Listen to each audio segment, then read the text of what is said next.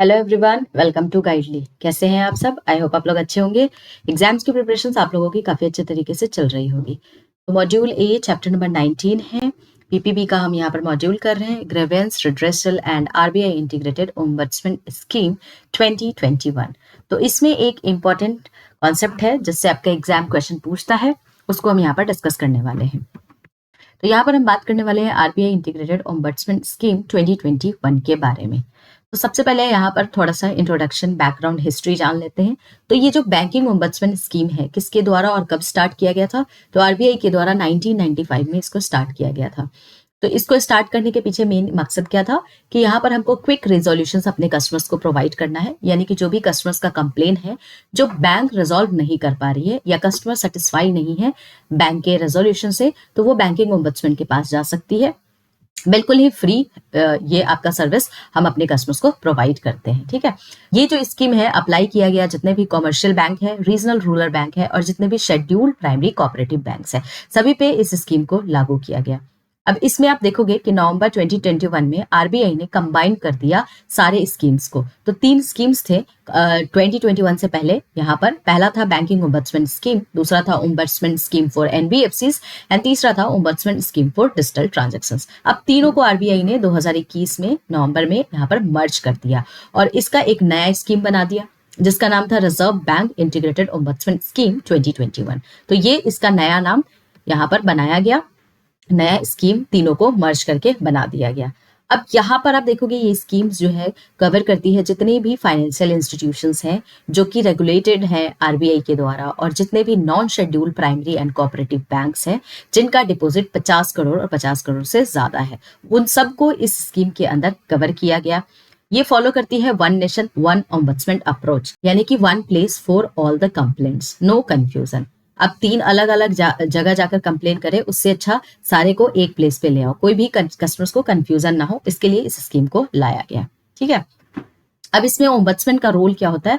तो ओम्बड्समैन एक senior official होता है जिसको रिजर्व बैंक ऑफ इंडिया के द्वारा अपॉइंट किया जाता है रिजॉल्व करने के लिए कस्टमर्स के कंप्लेन को रिलेटेड टू जो भी बैंकिंग सर्विसेज है जो बैंक्स में रिजॉल्व नहीं हो पा रहा है, कस्टमर खुश नहीं है, सेटिस्फाई अगर नहीं है यहाँ पर रेजोल्यूशन से। तो ये जो कंप्लेन है, अगर मान लीजिए यहाँ पर कस्टमर ने कंप्लेन किया, अब बैंक इसको 30 डेज के अंदर में रिजॉल्व नहीं कर पाता है, कि यहाँ पर एस्केलेट करेगी इसको टू द ओम्बड्समैन। ठीक है, तो वो ओम्बड्समैन के पास जाकर के इस इश्यूज के रिजोल्यूशंस के लिए मांग कर सकती है, रिक्वेस्ट कर सकती है।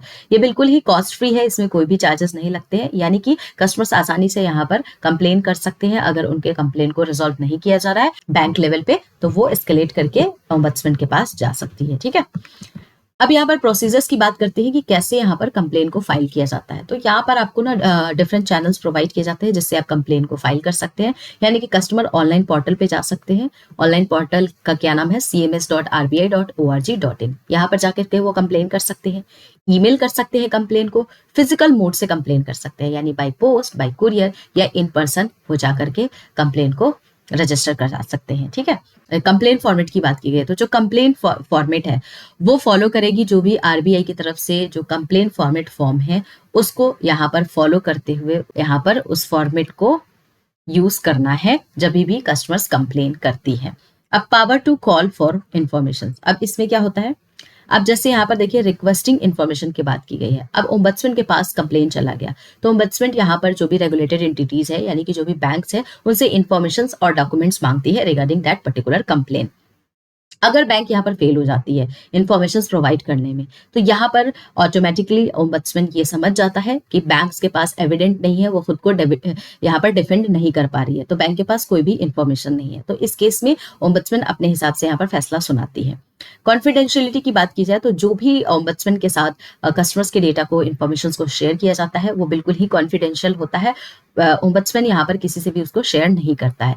लेकिन कुछ इन्फॉर्मेशन है, अगेन अगर कोई स्पेसिफिक लॉ है, यानी कि कोर्ट की तरफ से ऑर्डर आया है, कोर्ट की तरफ से डिमांड आया है, उस केस में जो भी डेटा होता है उनको शेयर किया जा सकता है, या कस्टमर ने कंसेंट दिया है उस केस में भी डेटा शेयर किया जा सकता है, या बोथ केस में भी इस डेटा को शेयर किया जा सकता है ताकि फेयर प्रोसेस प्ले हो सके। ठीक है, फेयर प्रोसेस के लिए हम यहाँ पर दोनों के साथ डेटा को शेयर कर सकते हैं। अब यहाँ पर प्रोसेसिंग की बात करते हैं कंप्लेन की कैसे होती है। तो सबसे पहले स्क्रूटनी होती है एट सीआरपीसी, अब ये CRPC क्या है? तो CRPC का फुल फॉर्म होता है central receipt and processing centre, ठीक है, एंड प्रोसेसिंग सेंटर। तो यहाँ पर जो CRPC है ना, वो जितने भी कंप्लेन आते हैं उसको चेक करती है। तो हर कंप्लेन को चेक करने के बाद डिसाइड करती है कि अब आगे क्या करना है। तो यहाँ पर जो CRPC होती है ना, वो 3 तरीके से यहाँ पर कंप्लेन की स्क्रूटनी करती है। एक कंप्लेन ऐसा होता है जो बिल्कुल ही वैलिड नहीं है। तो ये कौन सा कंप्लेन होता है? जिसमें कस्टमर्स ना सजेशंस या कोई रिक्वेस्ट कर रहे हैं गाइडेंस वगैरह के लिए। तो इस तरीके का जो आपका कंप्लेन आता है वो बिल्कुल भी कोई कंप्लेन उसको वैलिड नहीं माना जाता है। तो सबसे पहले इस तरीके के कंप्लेन को क्लोज कर दिया जाता है। दूसरा कंप्लेन नॉट मेंटेनेबल, यानी कि ये वो कंप्लेन है जो अलाउ नहीं है इस स्कीम के अंदर, यानी कि बिल्कुल ही अनरिलेटेड कोई कंप्लेन यहाँ पर कस्टमर ने किया है, तो उसको भी यहाँ पर रिजेक्ट कर दिया जाता है। तीसरा कैटेगरी आता है वैलिड एंड मेंटेनेबल कंप्लेन। अब ये एक्चुअल कंप्लेन है जो कस्टमर्स की तरफ से आया है, जिसको यहाँ पर फर्दर इन्वेस्टिगेशन करना है, फर्दर ओम्बड्समैन को यहाँ पर एग्जामिन करना है।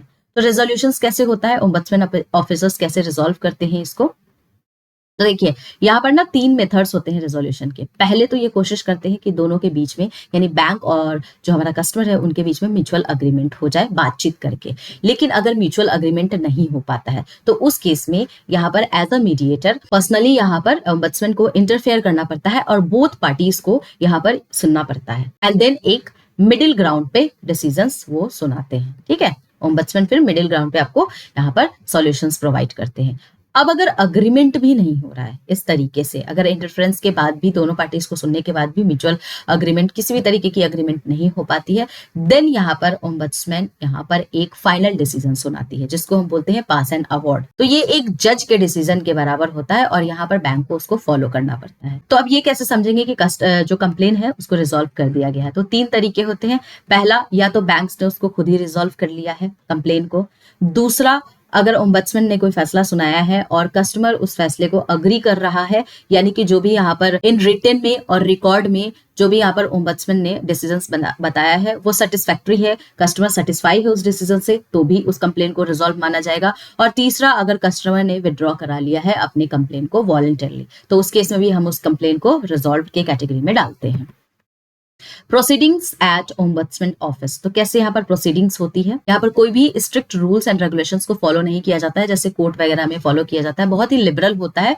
यहाँ पर ओम्बड्समैन क्या करते हैं, एग्जामिन करते हैं दोनों पार्टीज को, ठीक है। यानी कि जो भी दोनों, जैसे बैंक है और कस्टमर है, दोनों पार्टीज को सुनते हैं, उनके डॉक्यूमेंट्स को देखते हैं, स्टेटमेंट्स को रिकॉर्ड करते हैं, ठीक है। तो इस तरीके से एग्जामिन करते हैं। एग्जामिन करने के बाद उसका एक नोट बनाते हैं ताकि उस इश्यूज को ओम्बड्समैन अंडरस्टैंड कर सके। अगर कोई भी कंप्लेन ओम्बड्समैन के पास चला गया है तो बैंक को यहाँ पर 15 दिन के अंदर में एक रिटन रिस्पॉन्स प्रोवाइड करना होता है विद प्रॉपर डॉक्यूमेंट्स।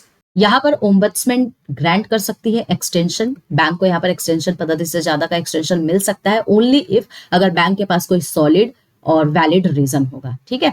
तो उस केस में एक्सटेंड भी किया जा सकता है। शेयरिंग डॉक्यूमेंट, तो ओम्बड्समैन जो भी रिटन वर्जन्स होते हैं और जो भी डॉक्यूमेंट्स होते हैं उसको शेयर करती है अदर पार्टी के साथ, यानी कि बैंक्स की तरफ से जो भी डॉक्यूमेंट्स आए हैं अब उसको वो कस्टमर्स के साथ यहाँ पर शेयर करती है ताकि यहाँ पर काउंटर पार्टी जो है, यानी कि जो हमारा कस्टमर है, रिस्पॉन्स कर पाए। अब ये क्यों किया जाता है? ताकि फेयर प्ले किया जाए, यहाँ पर जो भी प्रोसेस है वो फेयर तरीके से डील किया जाए। अब यहाँ पर जो रेगुलेटेड एंटिटीज है, अगर बैंक सबमिट नहीं कर पाती है रिस्पॉन्स को तो ओम्बड्समैन प्रोसीड करता है x party and may pass an award. तो यहाँ पर ओम्बड्समैन डिसाइड करती है बेस्ड ऑन जो भी अवेलेबल इंफॉर्मेशन है उनके पास, उस पर डिसाइड करती है और उसी पे वो फैसला सुना देती है।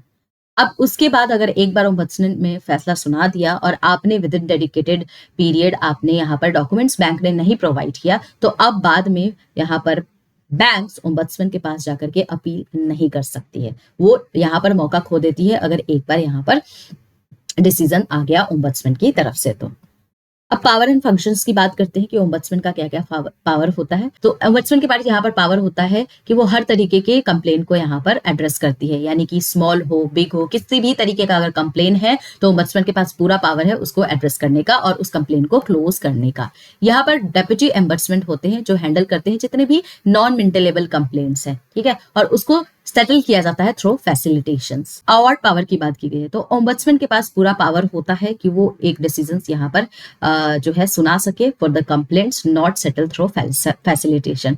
तो जो भी कंप्लेन है अगर रिजॉल्व नहीं हो पा रहा है, यानी कि जो भी कंप्लेन है बैंक और कस्टमर्स दोनों के बीच में म्यूचुअल अंडरस्टैंडिंग नहीं हो पा रही है, दोनों फैसले पे नहीं आ पा रहे हैं, इसको नहीं रिजॉल्व कर पा रहे हैं, तो उस केस में ओम्बड्समैन के पास पूरा का पूरा पावर होता है कि वो यहाँ पर फाइनल डिसीजन सुना सके। अब यहाँ पर एनुअल रिपोर्ट की बात की गई तो ओम्बड्समैन यहाँ पर जो भी रिपोर्ट होते हैं रिगार्डिंग दिस कंप्लेन वो हमारे आरबीआई के डिप्टी गवर्नर को रिपोर्ट करेगी बाय 31 मार्च ईच ईयर, यानी कि सारे के सारे कंप्लेन की समरी, कितने रिजॉल्व हुए हैं, कितने अनरिजॉल्व हुए हैं, कितने रिजेक्ट हुए हैं, ईच एंड एवरीथिंग का यहाँ पर पूरा का पूरा डिटेल रिपोर्ट यहाँ पर जो डेप्यूटी गवर्नर है आरबीआई के उनको शेयर किया जाएगा। अब आरबीआई का यहाँ पे क्या रोल होता है, तो आरबीआई यहाँ पर जो भी रिपोर्ट ओम्बड्समैन ने उनको प्रोवाइड किया है तो उसको पब्लिश करने का काम किसका होता है, आरबीआई का यहाँ पर पब्लिश करने का काम होता है। तो या तो फुल रिपोर्ट वो पब्लिश करते हैं या यहाँ पर समरी रिपोर्ट जिसमें पूरा का पूरा हाईलाइट लिखा होता है रिगार्डिंग पर्टिकुलर कंप्लेन, तो इस तरीके से वो रिपोर्ट को क्या करते हैं यहाँ पर पब्लिश करते हैं। ठीक है, तो ये आपका पावर एंड फंक्शन होता है ओम्बड्समैन का। चलिए इससे रिलेटेड कुछ इंपॉर्टेंट क्वेश्चंस को कर लेते हैं। तो पहला क्वेश्चन है, Who appoints the ombudsman under the RBI Integrated Ombudsman Scheme 2021? Government of India, Reserve Bank of India, Ministry of Finance, Banking Association. Correct answer क्या होगा यहाँ पे, reserve bank of India is the correct answer. Next question है, Which type of banks were originally covered under the Banking Ombudsman Scheme? Commercial bank, regional rural bank, schedule primary cooperative banks और all of the above. तो correct answer क्या होगा, ये तीनों के तीनों correct है, तो option D is the correct answer. Next question है, what is the name of the combined ombudsman scheme launched in 2021? RBI banking complaint scheme, integrated financial ombudsman scheme, Reserve Bank Integrated Ombudsman Scheme 2021 and RBI Unified Banking Scheme. तो correct answer क्या है, option number C, Reserve Bank Integrated Ombudsman Scheme 2021 is the correct answer. Next question है, if the complainant यानी कि जो customer है जिसने complain किया है voluntary withdraw the complaint, how is the case treated? It goes to the RBI for final closure, it is treated as resolve, it stays open for 30 more days and the ombudsman still investigate. तो correct answer इसमें क्या होगा, it is treated as resolved. Next question है, which of the following is a key power of the ombudsman? To address and close complaint, to pass awards when facilitations fail, to submit an annual report to RBI, all of the above. तो correct answer क्या है, तीनों के तीनों statement यहाँ पर correct है। तो ये आपके कुछ इंपॉर्टेंट क्वेश्चंस थे। अब मैं आपको बता दूं कि हमारे पेड बैचेस चल रहे हैं, तो जिनको भी हमारा पेड बैचेस लेना है, प्रो बैंकर बैच के नाम से हमारा मे जून का जैब एग्जाम का पेड बैच है, तो जिनको भी लेना है आप इसको एनरोल कर सकते हैं, बाइलिंगुअल लैंग्वेज में आपको ये मिलने वाला है। ठीक है, तो ये आपके टीम्स हैं जो आपको यहाँ पर पढ़ाएंगे, आप यहाँ पर पूरी की पूरी डिटेल्स देख सकते हैं। 250 प्लस आपको लाइव क्लासेस 24/7 एक्सेस मिलेगा रिकॉर्डेड वीडियोस का, 60 प्लस मॉक टेस्ट होंगे, स्पेशल सेशंस होंगे आपके प्रीवियस ईयर क्वेश्चंस के, और अर्ली और लेट इवनिंग यहाँ पर क्लासेस होती है। इसके अलावा जिनको भी जैब बंडल कोर्स खरीदना है, पीडीएफ कोर्स, तो वो कोर्स को पीडीएफ कोर्स को भी खरीद सकते हैं। आप यहाँ पर होली कोड का इस्तेमाल करेंगे, 10% का आपको यहाँ पर एक्स्ट्रा डिस्काउंट मिलने वाला है। तो जल्दी से जाइए और हमारे इस बंडल कोर्स को खरीदिए। अगर आप लोगों को video exam point of view से रेलिवेंट लगता है तो ज्यादा से ज्यादा लोग सब्सक्राइब कीजिए, कमेंट कीजिए, अगर कोई भी डाउट होता है बढ़िया तरीके से एग्जाम्स की प्रिपरेशंस कीजिए, और कोई भी आपको कोर्सेज रिगार्डिंग जानकारी लेनी है तो आप इस नंबर पे कॉल कर सकते हैं। चलिए मिलते हैं हम लोग नेक्स्ट वीडियो में नेक्स्ट टॉपिक के साथ।